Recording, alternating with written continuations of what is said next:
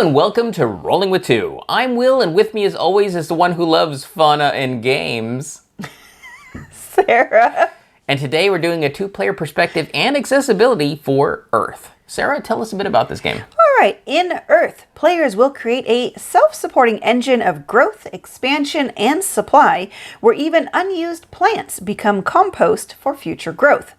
With its encyclopedic nature and the large number of unique cards and combinations, every game allows players to discover new synergies and connections.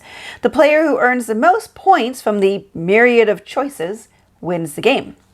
All right, Will, so how does the game change for two players? There are no changes for a two-player game. In fact, there is no bot. Well, there is a bot, but that's only for solo players, so that becomes a Gaia Banana. The Gaia Banana for solo play. Yes. All right, so issues at a two-player count. This is one of those odd ones where you get fewer off turns, which is kind of an odd concept if you don't know how to play the game. But like a lot of games where, what do they call it? Action selection? Yeah, action selection, roll selection. Roll selection. So when, let's say player A is the active player, they choose an action, everybody else around the table gets to take a follow action. Yeah, it's a lesser action. It's a lesser action, yes. But that means you get to do more things at a higher player count. Yeah, in a higher player count, you're going to generate a little bit more resources that you'll need for your main action to do a bigger main action. Right. So, as Sarah was saying, two players, you're just going to spend more time spending your main actions on, I guess you'd call them less glamorous. Yeah. So, or impactful. Right. I have read some of the designer diaries, and the main action you want to be able to do is to plant. And then the next main action would be collecting dirt. And then after that, there's watering and... Yellow is the collecting cards. Yellow is collecting cards. So the blue and the yellow for watering and getting cards and stuff are less impactful. You need them still. Yeah. But if you constantly have to do them as your main action, you're probably not doing quite as well. That's because the green action, which is the plant, is always tied into how you end the game. Because the in-game trigger happens when you make a 4x4 grid in front of you. That triggers the end round. Right. I think you don't even play... Do you even play a full number of turns? Yes, you do play equal number of turns. So that's the trigger. You sure? I'm pretty sure. I thought the game just ended. No, everybody gets equal number of turns. That's why you have both a start player marker and a active player marker. I think it's just the games we've been playing. I've always been like the last player, and then I'm triggering the end, so that's it. I think it's just experience. Your mileage may vary where it seems like the first person who gets to the end game trigger, just that's also when the game ends. But it's not. You play an equal number of turns. So at a two-player count, it's not that it's necessarily a bad thing. It just will feel... It's hard to explain. You feel like you might have to waste a few of your turns. Yeah, you feel like you're doing non-optimal turns. Right. The other thing at a two-player count is if there's a difference in skill level, it's more impactful. Especially if you're playing with someone very experienced versus someone who's not, or someone who's just learning the game. It will feel that more impactful than if you're playing with more players. You have more people to compare your scores to and fall within what other people are doing. Yeah, and I think it's that learning the game element that is the real skill level. It's not so much, this person always wins because they have high strategies that they can always outthink everybody. That might play a minor factor. What really happens in this game, I feel, is getting familiar with all the information is where the skill level is different. Yes. So once you get a number of games underneath your belt, you should be fine. Yeah. And bring back up to par, because there's a lot of random elements in here, which is why you can't always count on the person who has the mind like a steel trap and, does things all in their head. Except you. I don't win all the games. No, he doesn't. I do win a lot of the games. He does. All right. So what it does well at a two-player count, well, it plays faster. Yes, there is some simultaneous play, but you still have, turns. Player one has their turn and everybody does things kind of at the same time, but there's still some things that have to happen and turn order. And then you have the next player and the next player. So the fewer players you have, it's just the faster it's going to play. Yes. And this is going to be sounding weird. Most of the time when we look at games like this, we're like, well, you don't see a lot of the cards. Oh, yeah. In this game, that's a really good thing. It is. So I think I counted 180... 2, you said? 82 cards. So unfortunately, and we'll talk about this in a bit, the rules do not list the component quantities. So I was just curious because it's a lot of cards because we have to get out one of our big shufflers to get all the cards shuffled. The thing is, even at a 2-player count, we've gone through at least half, if not a bit more than half of that deck, especially when I got a certain engine going that I drew a lot of cards, not necessarily to keep, but to put into a scoring pile called the compost pile. And each card in that compost pile is worth a point. I got like 45 cards into that pile. And you still had a fistful of cards. And I still had a fistful of cards. So we've actually heard, because we have not yet experienced a 5-player game, where they've run out of cards. Just because so many people, you keep cards. You don't necessarily get rid of cards. You're drawing cards, and yeah, even when you discard, you're discarding to your compost. There's very rarely... Oh, so there's one action where you draw 4 cards and you keep 1. Those discarded cards actually go to the main discard pile. Yeah, and there's a few times you do get rid of cards to go to that discard pile. But the design team says, well, if that situation comes up, just keep playing till you end the game. Yeah. Good luck. Good luck. So like this is one of those weird points where playing a 2-player is good to not see all those cards and not go through them all. Yes. Okay, and we kind of already talked about the flip side is with 2 players, you're taking more main actions than you feel in a multiplayer just because you are taking more turns. It's one of those weird things that sometimes it can feel longer just because you're doing more active things, where in a multiplayer game you're doing more minor, small, passive stuff. Yeah. So yeah. I think that covers everything for 2 players. All right, accessibility. Okay, so unfortunately, there are some colorblind issues, and it's the colored abilities. They tried, but unfortunately, they failed to do background patterns for each of the colored abilities. Now, some of them you can't see. Like the yellow, you can kind of see, but I had to pull it up straight close to my face to even see. For one, it's not only faint, it's very small. The whatever graphic they put behind there. Yeah, I think they did droplets for the blue. Yeah. I forgot what they did for the yellow. Yeah, I forgot too. So they tried, and they said they're gonna fix it for a next printing, which I hope. So right now, people are having the most difficulty with the red and green. The good news is when it comes to the main deck, green abilities only show up on the terrain cards. Terrain cards will have a brown ability, or they'll have a green and a brown ability, and terrain does not have red. The only place you can get red and green mixed up is going to be your island cards, because there are some that have a green ability and there are some that have a red ability. The good news when it comes to your island cards, those are chosen... beginning of the game? Yeah, the beginning of the game face up. Yeah. So if you can't tell, you can hopefully get someone at the table to help identify it for you. Right. Same kind of thing for the player pieces. Color might be an issue. You use these to claim the fauna objectives. Which is why you like fauna in games. Yes, it is. You need like 5 of these tokens. So worst case scenario, if none of them work for you, although there is yellow usually doesn't get mixed up with anything else. Just get 5 other tokens. Yeah. From somewhere. Or if there's one that you can tell, have that person choose first. Right, exactly. So that they can play the game. Agreed. All right, so readability. Unfortunately for those red abilities, they used black for the icon. So all the iconography, well, there's some text. So it's kind of a mix of icons and text.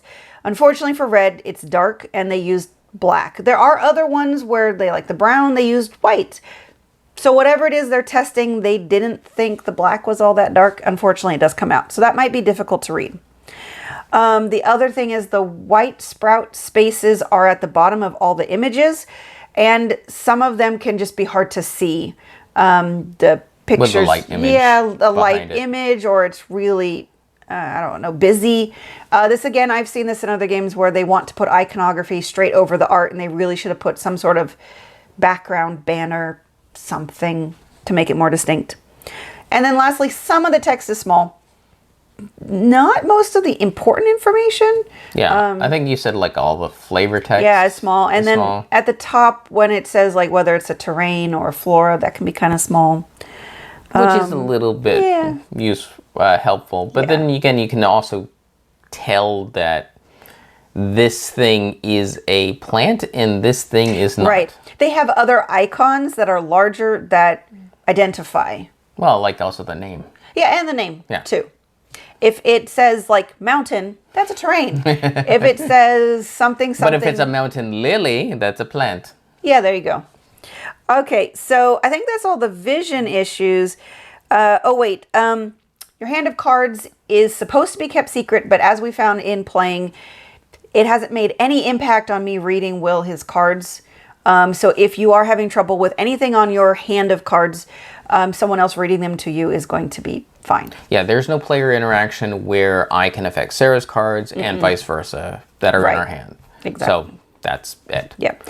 Mobility, though. Yes. For accessibility. Size of the components. Now, we backed the Kickstarter, so we got Kickstarter bits. It's not a large thing, so there's not a lot of differences between the retail version and the Kickstarter goodie pack, but they came with dirt pieces that are really tiny. And they're almost a bit smaller than the cardboard chits that come with the game, especially with the cardboard chits coming in 1, 5s, and 10 value, and the dirt pieces are just the same. They're just the dirt Just piece. dirt. It makes it really, really hard to grab those little things. Yes. So I give them small applause for trying, but most people I've talked to are going to replace them, or you just use the cardboard bits. They're perfectly functional. And also here, this is a good point of you don't have any FOMO if you missed out on the Kickstarter goodies because cardboard's better. The extra cardboard sprout cubes, so I think that comes with a lot of cubes. Yeah. But again, if you play with a 5-player count, you might run out. They are so tiny. They're smaller than the dirt pieces.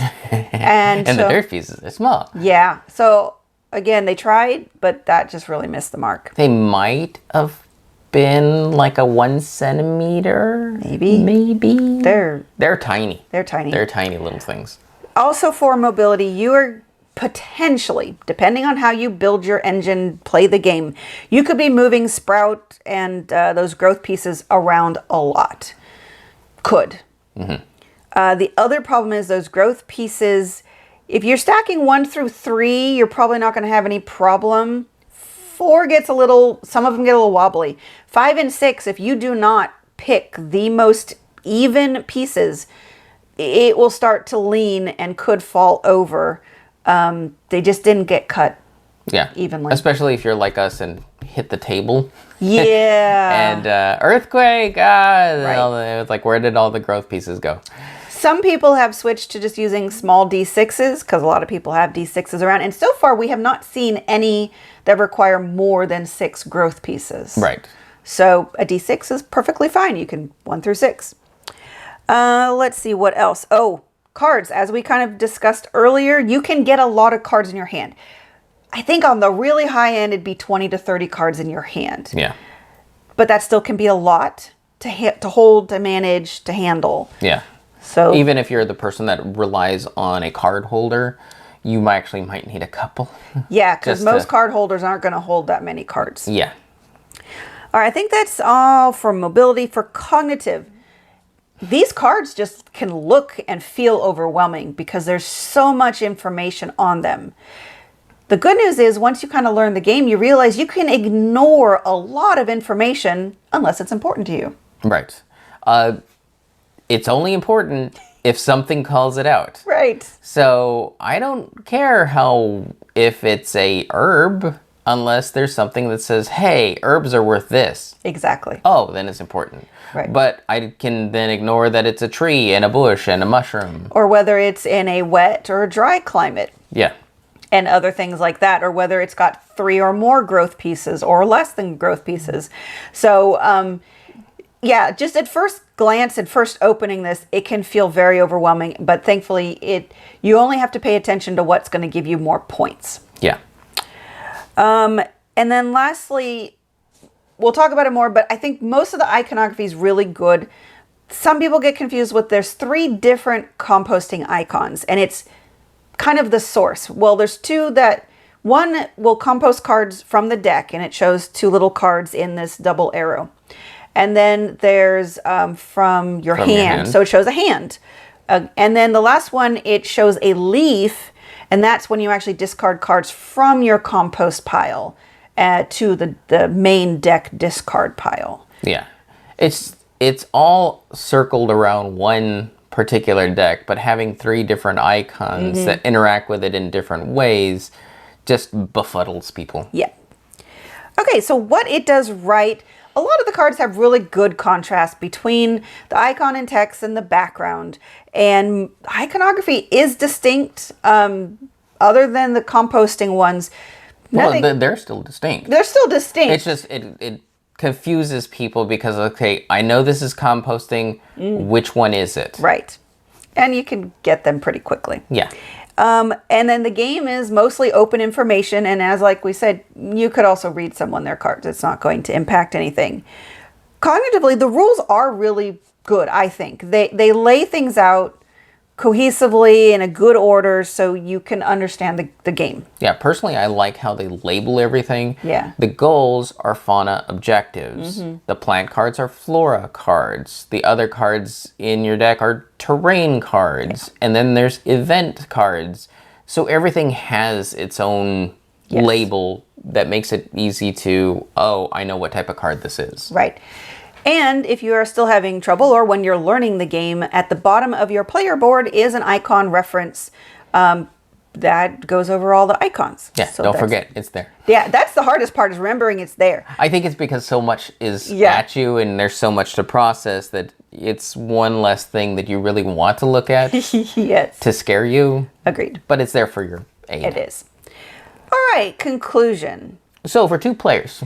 I say yes. I think a lot of people may actually enjoy this more at 2 players than higher player counts. Agreed. I think because the way the game is structured, there are 4 actions, like Sarah said. The green plant action is the most useful, with the yellow drawing cards, I forgot what they call that particular action, being the least important card.